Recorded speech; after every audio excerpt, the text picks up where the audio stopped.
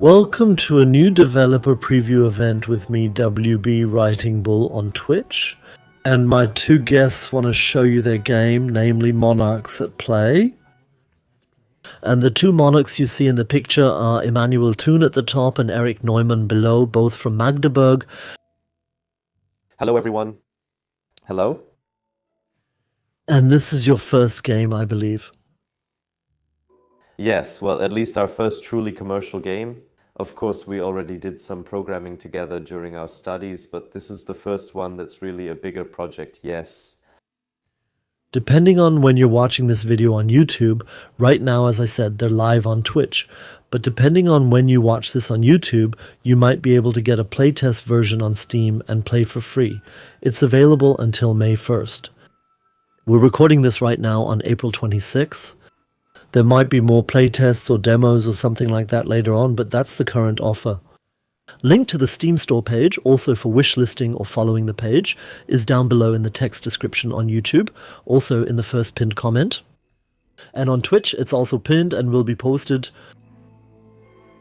And here's what we'll do. We won't play the tutorial, but instead we'll let you explain what the game is all about first.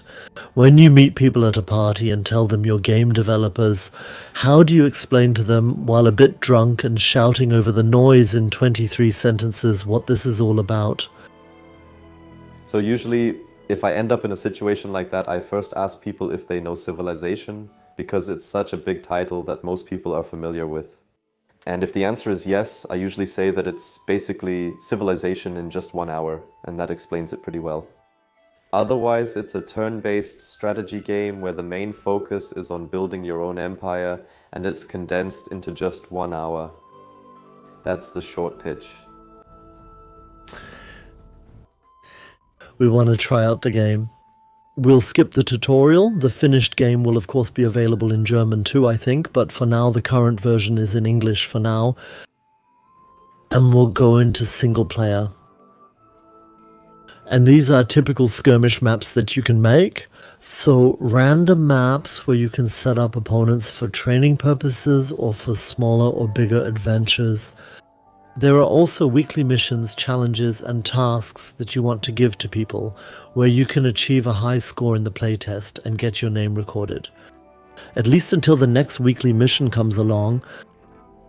Let's go into the normal single-player mode and add a few computer opponents. In the finished game, there will be 6 leaders with special bonuses and in some cases penalties that you can have, which you can freely choose and combine. In the playtest version, there are only 3 for now to keep players' results comparable.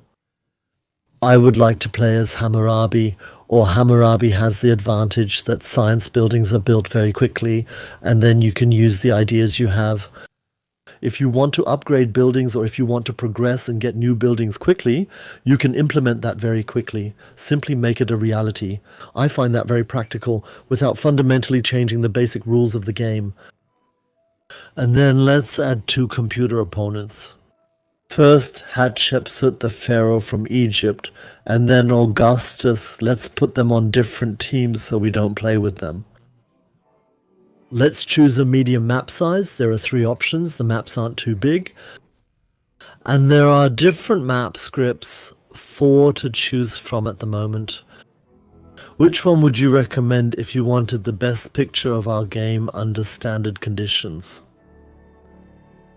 So I would choose Central Highlands just like the default setting and use that. Basin is also fine, but Inland Sea and Island are still a bit experimental and not quite as balanced yet. That's why I would just go with Central Highlands. Let's go in there and get started.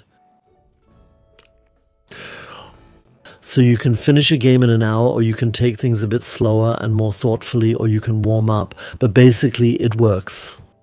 This is a medium map size. It's not too big, but you can see the round limit at the top. That's also around 60 rounds. The goal of the game is to have more glory at the end.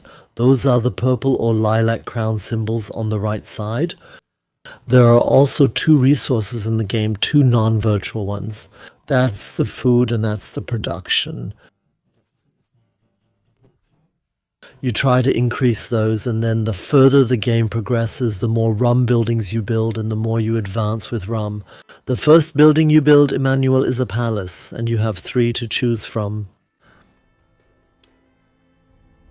Yes, exactly. They all support slightly different play styles. So, for example, you want to build the Tide Palace close to the water, which probably isn't the right option for us here. You can take a look at the Builder's Keep. It basically gives you different amounts of materials. It can help you get through the early game in particularly good spots. And if you want to maximize points, if you want to focus on glory right from the start, then you should probably go for the Throne Hall. If you can build cultural buildings nearby or wonders later in the game, there are also some options that give you extra culture. I think everything points towards Builder's Keep. Right up here, food here, 14 production. After that, however, it will take one more turn until the building is there. And then a part of the Fog of War will also be revealed. By the way, there are also neutral NPC factions on the map that don't expand their territory themselves. They are present. The game has an economic foundation. It's a lot about maximizing resources. It's a puzzle game. It also has a military component, but it doesn't work with military troops. Instead, it works with military buildings. You can also trade with other factions, which is done through buildings. As soon as we've encountered opponents, we'll demonstrate that. Thank you to Seshiro in the chat for the 61st subscription. We now have 14 production per round and only 4 food for now. And the 4 food is really meager. We're switching to the food category below. For example, we could build fishing buildings. It's a bit not really worth it here. Or farms or barns. Barns are basically basic buildings that work almost everywhere, but they don't yield very high returns. We could generate up to 12 here on a river. The farms, on the other hand, oh, that doesn't look good either. Farms can be combined very well, and barns too, with advanced buildings that stack their yields, but that's not available at the moment. You would probably start with a barn as well. Yes, definitely. Especially if you have such a rugged area where you have 4 stones, forest, and water, then that's actually always the best option. One turn later. Did you create everything in the game yourselves, or did you also purchase assets from freelancers? So we have 2 external freelancers, one for the graphics and one for the music. That means the 2 of us didn't do absolutely everything, but we're the programmers behind it. Exactly. And before we take more questions from the chat, we want to play a bit more so you can see what this is all about. And at the moment we can build with 16 Naro, and at 19 we can build either a farm or a barn. A barn can go up to a maximum of 8. A farm can go up to a maximum of 7. Let's build 2 barns side by side. Or actually, all of this is really just begging us to go with wood later. Over here on the left. And maybe later put a sawmill here on the river, because that really benefits from rivers. That's why I'd avoid this spot a bit and rather build farms here on the edge. For example, where would you build farms? Although down here a sawmill would work too. Actually, a sawmill would work even better here later. I'm not even showing you the screen. So now you can too. You're following along live with no delay. I think down here by the river and the forests, you could do a lot with forestry and then continue working up on the farm. Yeah, that definitely works well. Once over here. One more turn.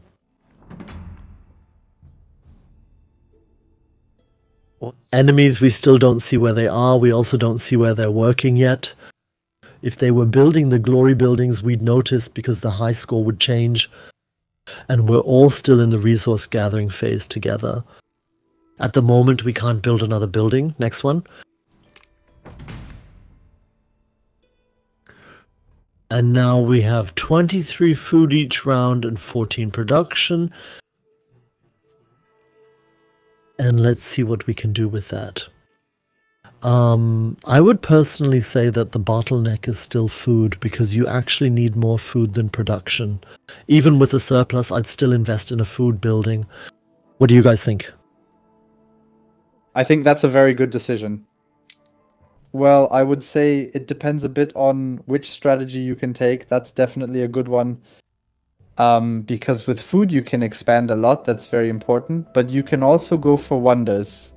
For example, you have a lot of stones in your starting territory right now, which could probably set you up very well for the pyramids. That means you could also consider focusing a bit more on production so you can build the pyramids. That's something you might consider. That's a cheap early world wonder only one person can build, right? If we finish it, we beat everyone else to it by a hair. It gives materials for every stone and gives 5 glory, meaning 5 honor or fame points, for every production building nearby. There's a lot of work with quarries here, a pyramid in the middle. That could be helpful, and we could also build it relatively soon. We could already check off production there, then we'd have that settled. What I was kind of eyeing as an alternative strategy was unlocking this building later through research. What's that called in German? Hori, right? That's basically a warehouse, a Roman warehouse. Hori, yes, okay. Exactly. And that just gives all barns and farms within one tile around it double production. That means if we have a barn here, a farm there, and then put another farm back here and place the warehouse in between, that would be very helpful very early on. That would be the alternative we could go for. Both options work. Question for the chat. Do you want to have an early wonder, or do you want us to build the wonder later and go for a more conventional strategy first? Which do you prefer? Please just shout out in the chat and let us know what you prefer. Rocky wishes for wonders. The chat is yelling for wonders. Alright. So first we'll save up production and then we should be at plus 14, or can we build a quick, cheap production building? Because we'll be working a lot with quarries later anyway. They're not that strong. The 11 there, that one looks good, I'd say. Which one? That would definitely be the 11. The one directly to the left of the mountain. That spot. Oh, I didn't see that one back there. It looks magical. Let's go over there. That means they benefit both from mountains when they're next to them and from these rock resources that are on the fields. And there are different numbers of them from 1 to 3, and depending on that, the building is more productive. One more turn. And now I would even wait, because now we'll have 11 more in a moment. Then we'll be at plus 25. Then the pyramid will be built soon. Yeah. We still need 2 more turns, and keep clicking like this. 1 turn, then a second turn. Now we have 105, now let's go to World Wonders. And we're getting an early pyramid. Downside, construction there takes a full 8 rounds. That used to be 10 rounds until recently, but I noticed that it was a bit too long. And the displays showing the point values refer to the buildings we currently have there. Up here there's plus 5 culture because up here it's a production building, that's why there's plus 5 up here. I think I would build here. Look, right where my cursor is right now. You can expand in all directions there. We lack visibility here and aren't sure what's on the left. But I would speculate that if there are a lot of stones here, there are probably at least 1 more tile with stones further to the west. And at a distance of 2 tiles, you get the fame yields from production buildings, and I would try it here. Should we do that? Yes, that sounds very reasonable. Click here once. We can continue building as usual, but we only have 5 food production. Let's check next round to see how it goes.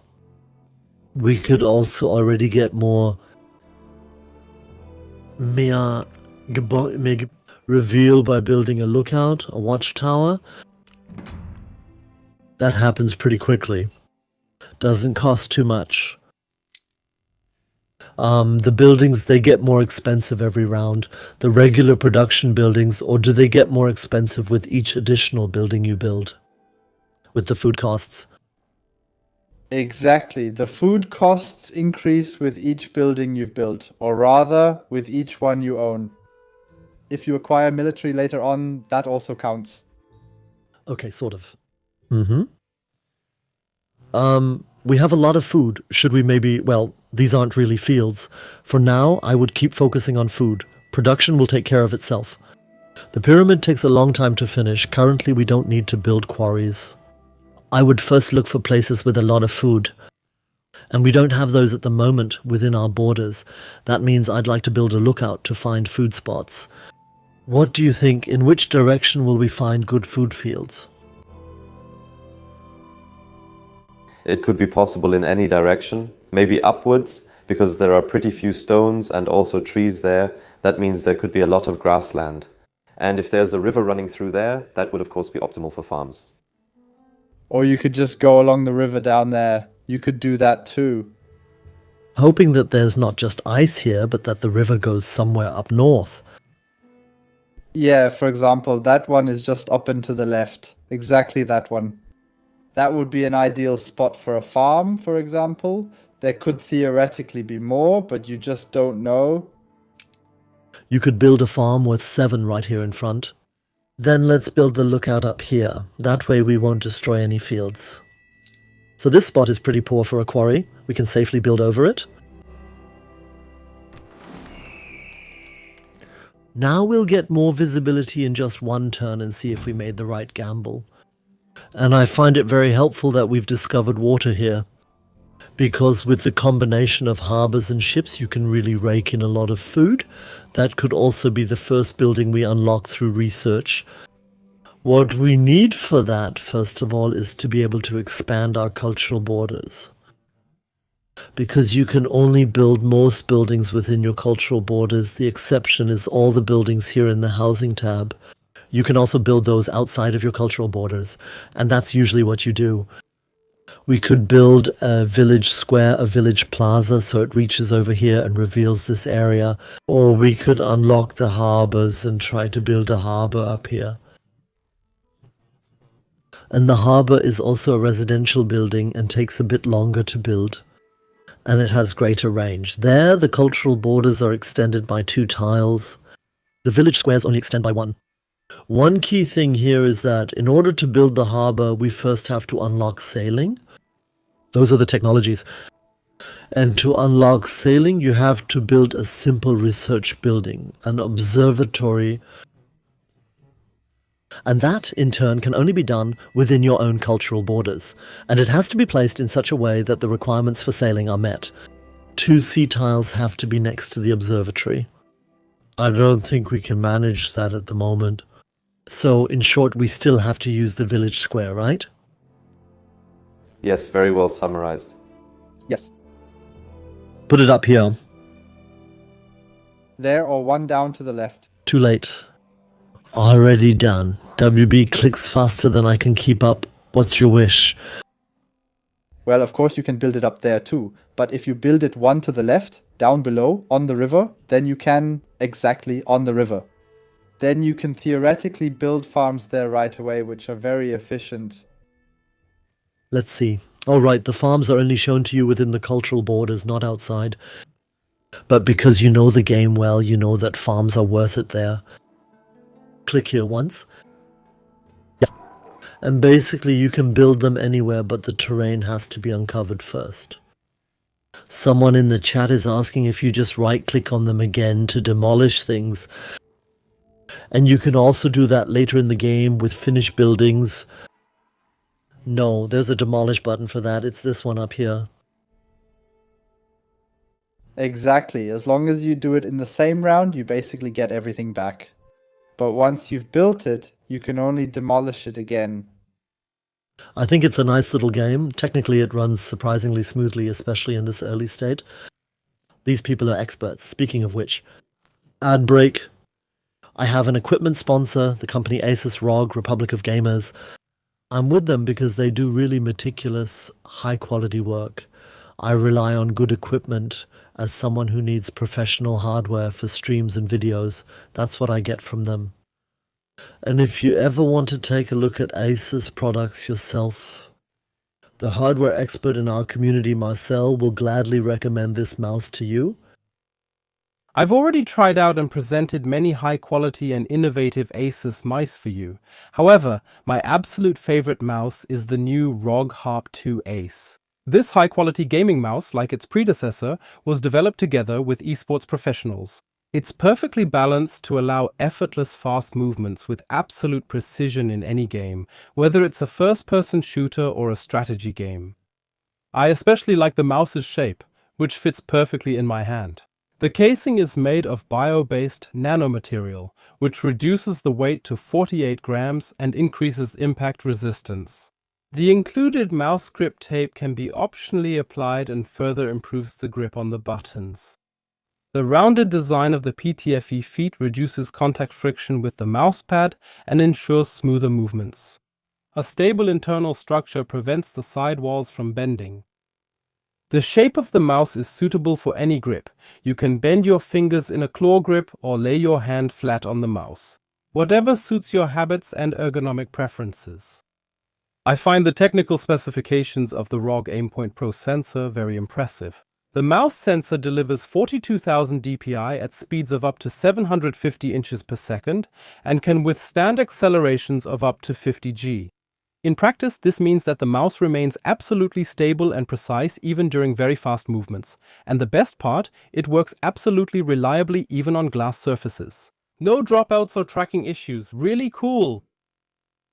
The Hub 2S can be connected to your PC in 3 different ways. You can choose between Bluetooth 5.1, USB 2.0, or a wireless connection in the 2.4 GHz frequency band. With the advanced ROG SpeedNova technology, a true wireless polling rate of 8000 Hz is possible. The configuration and calibration of the mouse is possible via GearLink through the web browser. You no longer need to install any additional software on your PC. That's a real advantage. Many thanks to Marcel.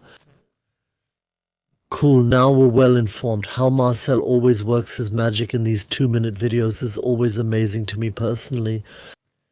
If you want to take a look at some amazing products, by the way, that was a deliberately super elegant transition.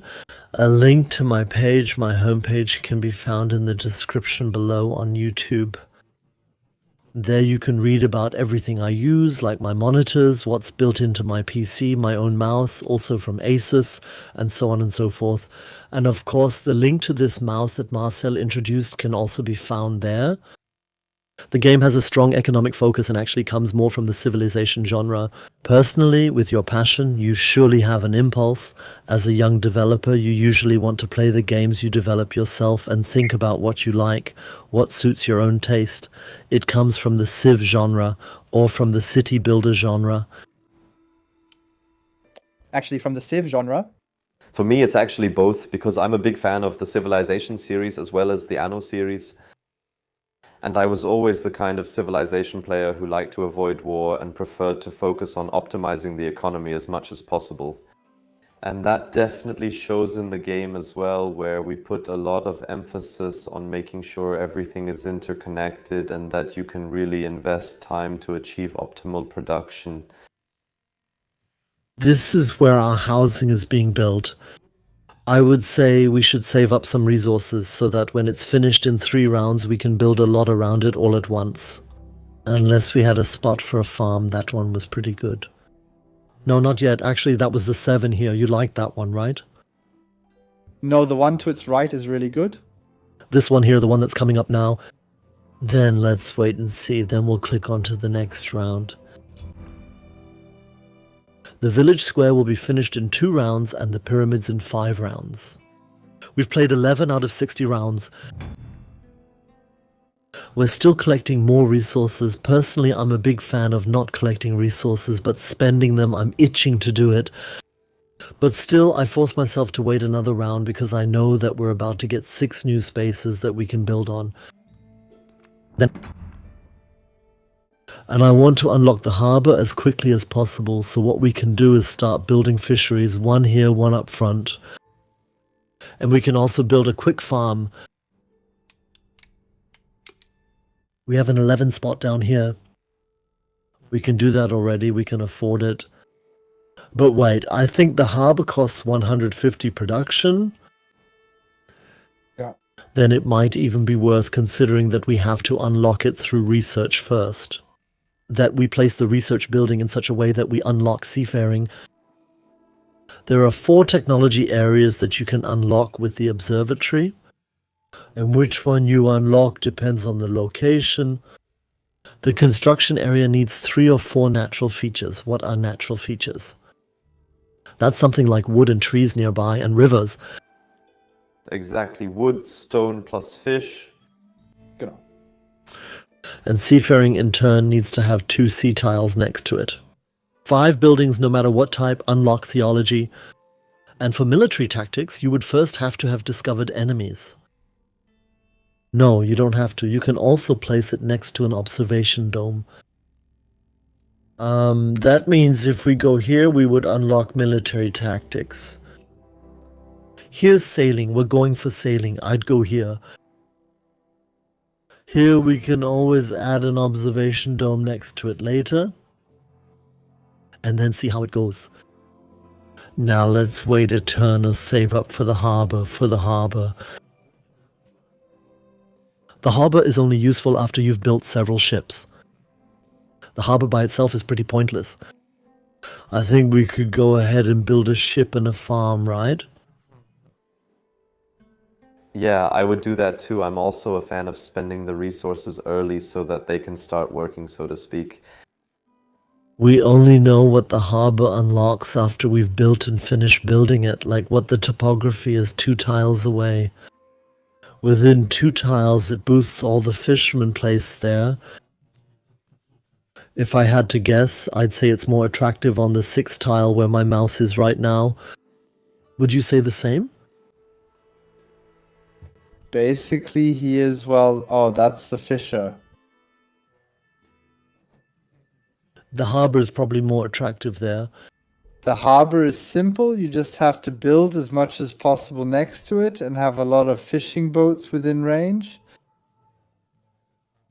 Otherwise, it doesn't really matter where exactly it's built. Sorry, I didn't express myself clearly. I just wanted the port to cover as many spaces as possible, and I wanted to discuss it with you all. We don't know the map yet, so we don't know where we have to place it, here or here, to cover more sea spaces. I'd say up here, right? I think the space to the right of the observatory could also be pretty good. And you're absolutely right, we can place the harbor outside the cultural borders. Exactly. Exactly. Then we can place fishing boats at both locations. Once, or at least 6 up front here. If you held shift, you could build again, right? Correct, exactly. And now let's build the barn first. Sorry, the farm. Here onto the Elberfeld.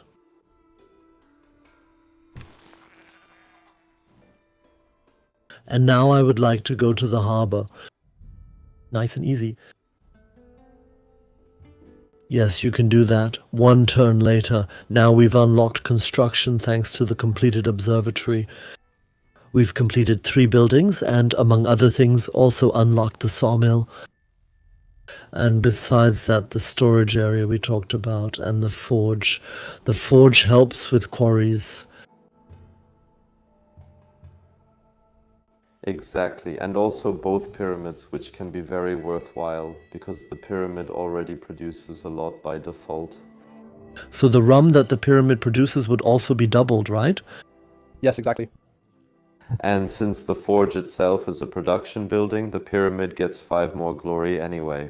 If I may give you a little tip, what always totally confused me was that the pyramids are in the plural for this building. That it says all pyramids in the tooltip ×2, even though there's only 1 pyramid in the game, right? Every time I kept asking myself, are there maybe other pyramids in the game? So once here, we've unlocked the harbor, but in order to build it, we need 150 production. That will happen in 2 or 3 rounds, so we could already build another cheap building now, still within a range of 3. Then we could put a fishery here. We would only lose 10 production. It will be boosted right away by the harbor we're going to build up here. We could build another farm, right? Yeah, that brings us to exactly 75 points. We need 3 rounds before we can continue. Up here, it's 11. Yes. Yes? 1 more round. Now there are 2 rounds left, as you can see above, until we have 150 production points. And here's the historic moment. The Wonder of the Pyramids is now being built up here. And we've uncovered something. The evil neighbors. No, how fitting. Fitting that we built the pyramids. We've uncovered Hatshepsut, the Egyptian pharaoh who is right next to us. And this is now, excuse my language, really awesome. We put the pyramids here because we wanted to build a lot of quarries around them. Of course, you can build quarries to the left, but we have to conquer all that land first. That means we're only using 1/2 of the area here for now, and that's really annoying.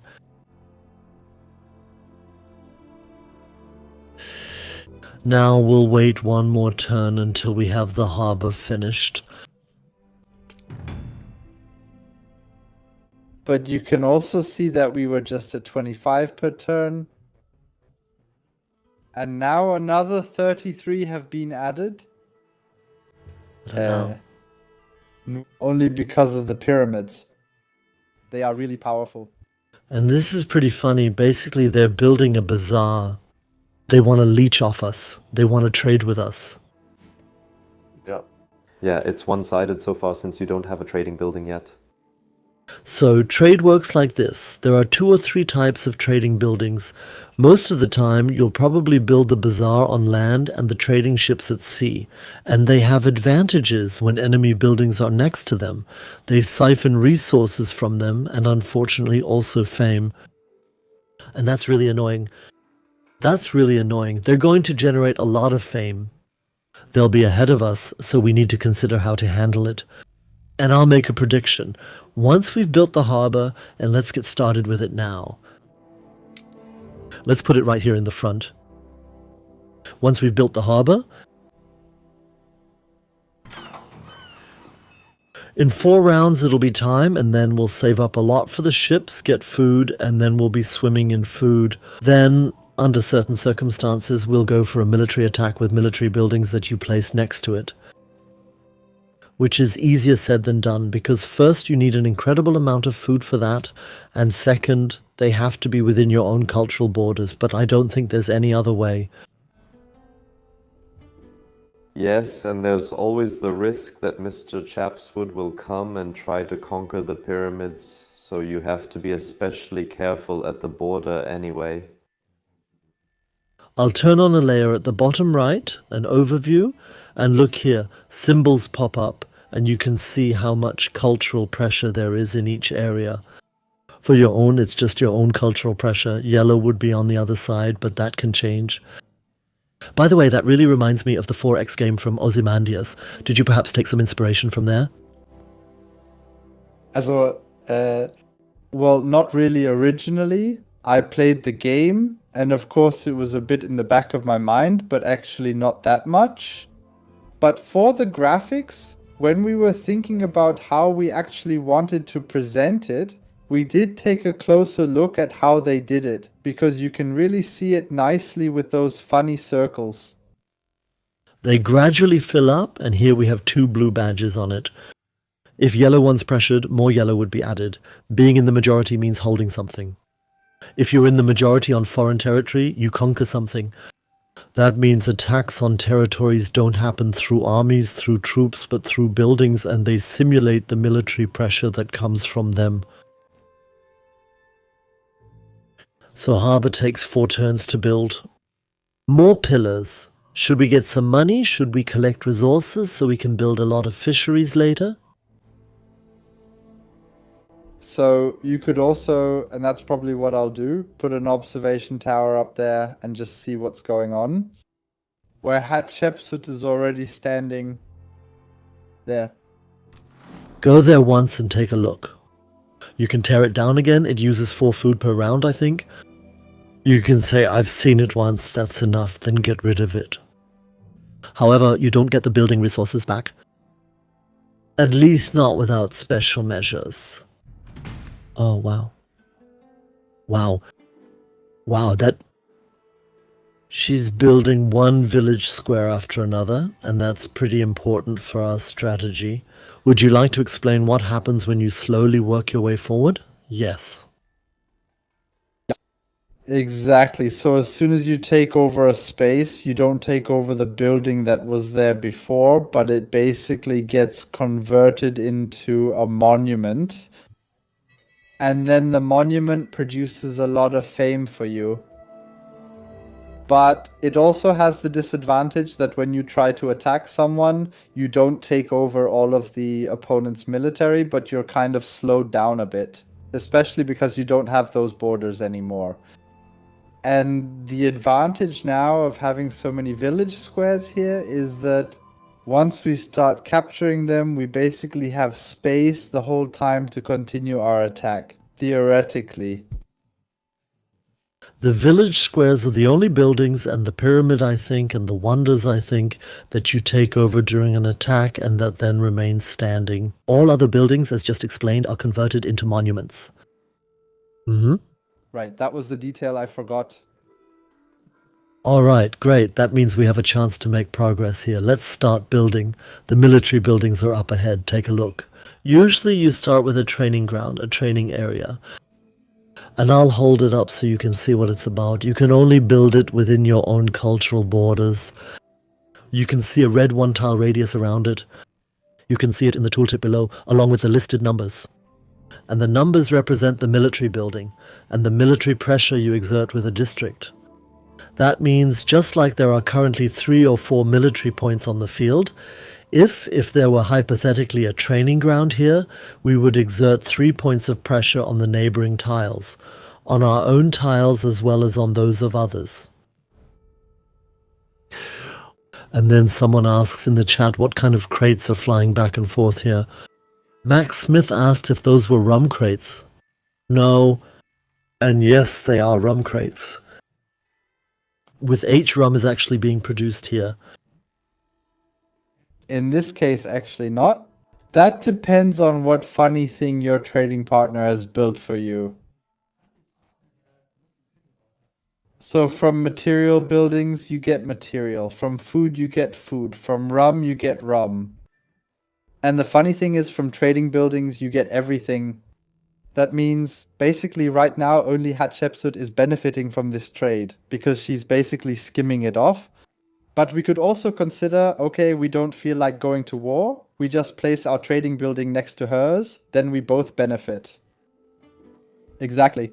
Because there were 3 of us.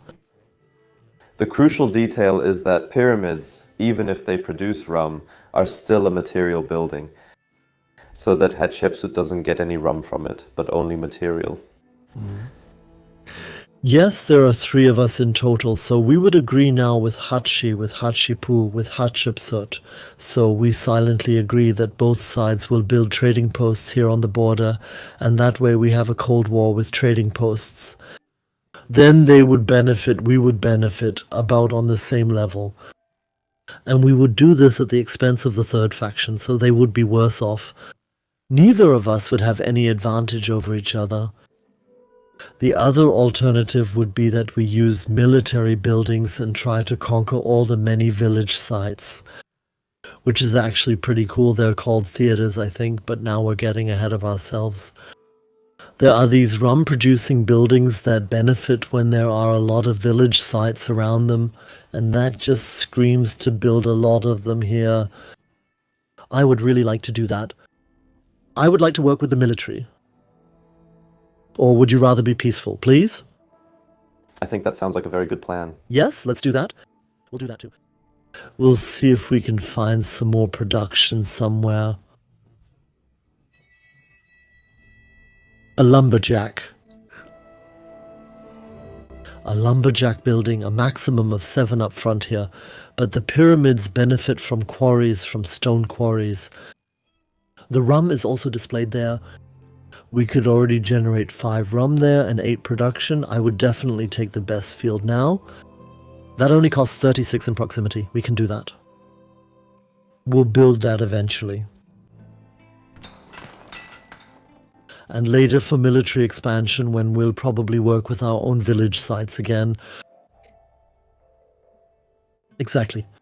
We could also start thinking about that. If we want to wage a war in the future, then maybe we'll need the new military buildings as well. Of course, we can go into battle with what we have now. But theoretically, we could also try to unlock what's coming next. For example, we'd need to put a watchtower by our education building, but that's difficult right now. Once the harbour is done, it will work and both spots will be available. Then we could combine that with a new watchtower and would automatically unlock this path in the first step, because military buildings are unlocked here. Then there will be a second branch later, the advanced tactics will come later, but first the harbour. We'll finish the harbour first. Another turn here, the quarry and the harbour in 2 turns. Another one. Blue, that's us. We're already generating fame. Look up here. Plus 15 fame each turn. And now we're about to get the harbour. Watch how the cultural borders change now. We got all of that added. And these are all fields that we're now going to cover with fisheries. And they provide food and a lot of production. You get production on the fields right next to the harbour. Otherwise, food, the more fish resources there are underneath, the better, the more food you get. And we've saved up so much that we can build several things at once. We collect all of them here. We've got the best now. It'll take 2 rounds to finish them. Okay, another 10 and 10.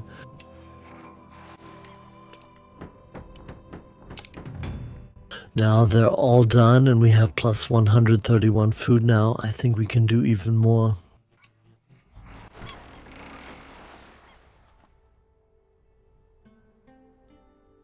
And up here, yeah, 0 food. We can't build anything at the moment.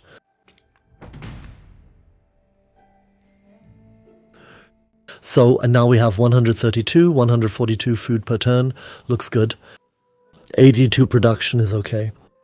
But we can increase that later when we use the pyramid. At the moment, I would prefer to work with the basic military buildings. And because I want to go on the offensive quickly, I want to do it as fast as possible. And that's why I'd like to expand the borders first with a village square. And let's think about it, from which side we want to put pressure. We can put pressure from here. That would be possible. We can put pressure from that field, from that field, from that one. If we go for this one here,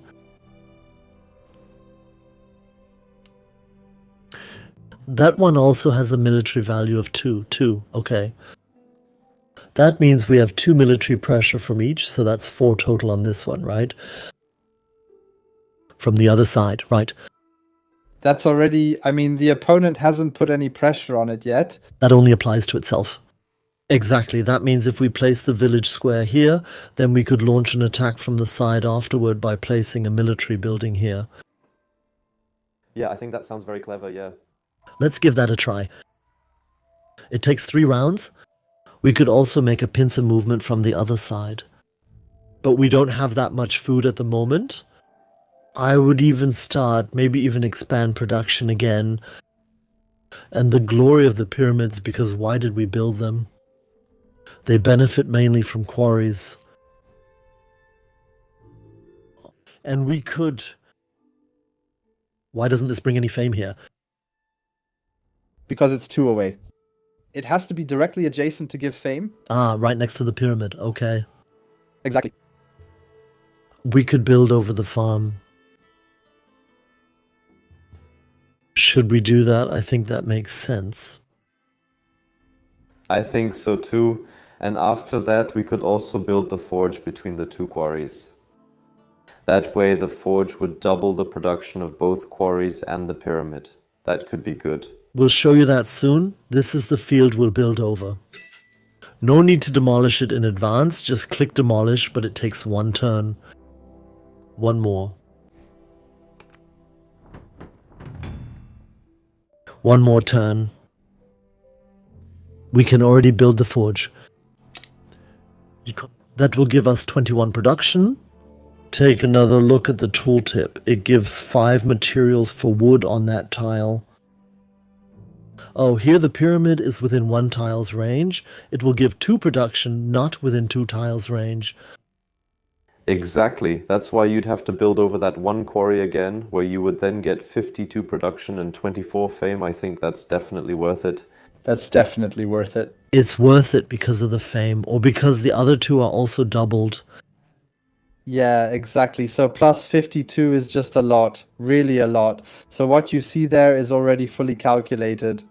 Either we only get 21 added now, or 52 and 24. Then let's do that next one. Huh? That's built up here in the front. Only 80 production left. 155 food. The first military building will be finished here soon. Once over here, once looked at up close. And we even got this field here, the empty one, the undeveloped one, automatically. Why is that actually? Because ownership of the field is contested, since in theory both players have it within range. But since we have more military pressure, we're currently allowed to build on it. Why do we have more military pressure on the field? Because of the lookout, the one underneath, exactly that one. Oh, it reaches a little over 2 fields. It gives a single point. It adds 1 point of military pressure up here, and that's enough to make this field flip. And that's super cool because now we can go ahead and build this building here, the training grounds, twice in the military section. 1 here and 1 here. And maybe even this one up front is enough to claim these. And that's enough for those. We'll build both. We'll need both. 1 over here. And 1 over here. And with that, we put them, the one here puts pressure on both of them. He puts pressure on the 4 of them. And that should actually work out overall. Question in the chat, are you keeping up? Are we explaining things clearly? Are there things you would like us to explain further? Are you excited with us or just letting it wash over you? We'd appreciate your feedback. 1 round later. Now the military is standing there and now you see that it's burning. And the burning is basically the precursor, the announcement that from the next round on there will be trouble. Because now, in 3 steps, in 3 rounds, starting from the next round, they'll slowly start to flip. If we maintain this pressure for 3 rounds, that we have more culture points than them, then they will all flip over to us. All 5. But they can also defend themselves with their own buildings. They create their own cultural pressure. I'm curious if they'll actually do it. What is this up here actually? These are stone circles. You can also build them to get some culture. I personally build them very rarely. That's a building where if you have a lot of stones, you can get small culture yields, small leftover yields. In chat, Dragon asks whether war only happens through buildings. Does it, or also through units, only through buildings? Von Rash writes, everything is great, the game is fun. Wummel die Cats looks exciting, already on my wish list. Burley, I'm excited and soaking it all in. And Jan also praises that we explain everything well.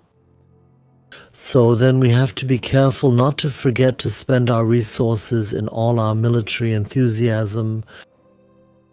And I would like to, because the production will be enough for now, but the food won't. You need more food than production. Thanks to Blaskowski for the 6th subscription. Greetings to BJ.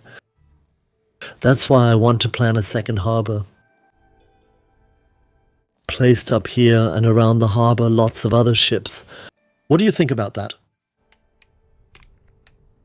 Good. Maybe even so that it could theoretically help a bit in the war, so maybe even a bit higher.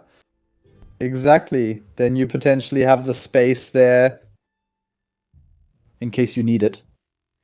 Somewhere up here is the edge of the map. We're not exactly sure, but the water should cover 2 tiles. What? The water is complete. So on the map script, there's a continuous coastline, right? Yeah. Exactly. There will only be water on the outside. Just the one. I think you can build them side by side until the next harbor. You can also build several to get even more production. Personally, I wouldn't do that. I'd rather use them to uncover as much terrain as possible. And now take a look at the Hall of Fame on the right. We're in the lead, but the purple ones we haven't uncovered are already producing 80 fame. We're in round 28, 60. That means we could slowly start to get a little nervous. I don't think it's so bad that our neighbors, however, have plus 56. Because soon, with a bit of luck, we'll be producing a lot of fame through monuments. 1 turn later. Or should we build another harbor? The last one. It could definitely be worth it. Or maybe you could explore the map further south to find the purple player. But both have their advantages. Yes. We could do both because building observation towers really isn't expensive. We could put 62 food here, yes. But this field is one that just screams for a lumber mill to be placed here. A sawmill that provides 10 production but is also very expensive to build and costs 100. You usually place it where you want to boost the lumberjack camps. Within 1 tile, that means we'd probably place it here and then boost these here, right? Yeah, that sounds good. For example, theoretically, you could also make a village square down there. And then you have, well, that fits in well there. Then you have, that sets it apart for the lumberjacks. And then we can see where to go from there. Good idea. You mean this spot here, right? Exactly. We'll put the observation tower down here later. Okay, and should we build the 3rd harbor now, or say we probably won't have more than 3 harbors? That means we could consider building it down here, but then it would have to be a crazy curved line, a crazy coastline. I don't think we'll uncover coastal tiles here. I think it's unlikely. So we'll need a lot of food later on to place all the ships up here so we can hold off on the 3rd harbor. Let's keep an eye on the situation up front. Frodo asks in chat, why are the purple ones ahead in glory? Simple answer, we don't know. We have to reveal them first so we know more. And now you see these red circles, red pie slices. That means if all 3 are red, then the fields flip over to our side. The first is red, the second in the next round, and on the 3rd one it flips.